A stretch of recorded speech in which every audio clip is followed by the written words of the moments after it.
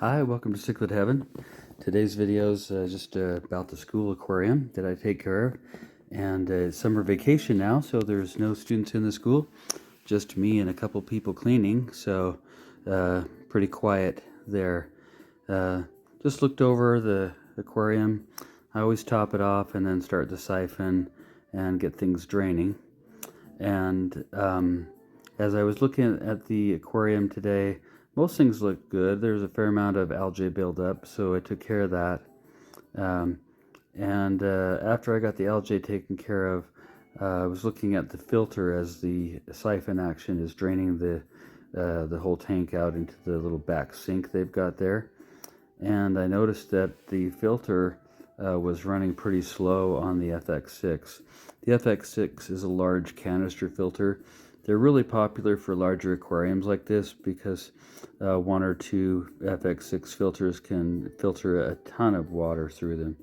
So I decided it was time, because the flow was reduced, to drain that, clean out all the sponges, and let it run more efficiently and powerfully again. So when you do this, you just basically, there's a little valve at the bottom that lets you drain it out.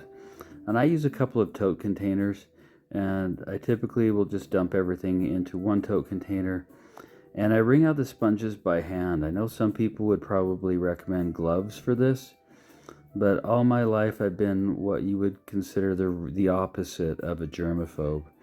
I'm kind of the type of one person that grew up eating dirt and thinking it was great. So I don't really worry about what those things do to me, because never had any problems in the past. So people wonder about me, handling all this fish poop in my hands.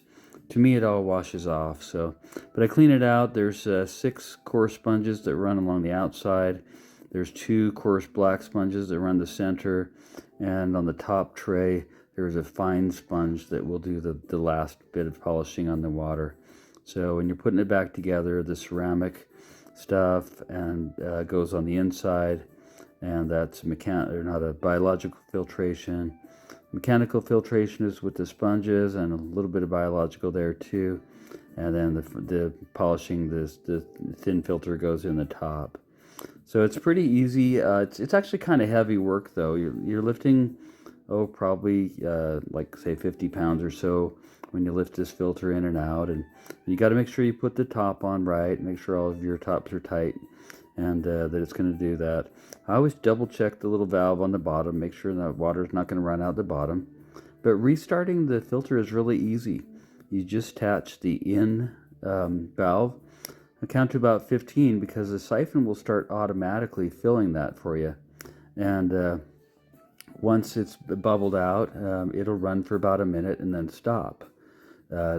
It stays stopped for about a minute, and then it restarts itself again. So if you have one of these types of filters, don't panic if it takes a while for it to start, because it's supposed to do that. It'll run for a bit, stop for about a minute. Sometimes it stops for longer than a minute. I've seen it stop for up to 2 minutes. So but then it starts itself, and then it'll keep on doing that.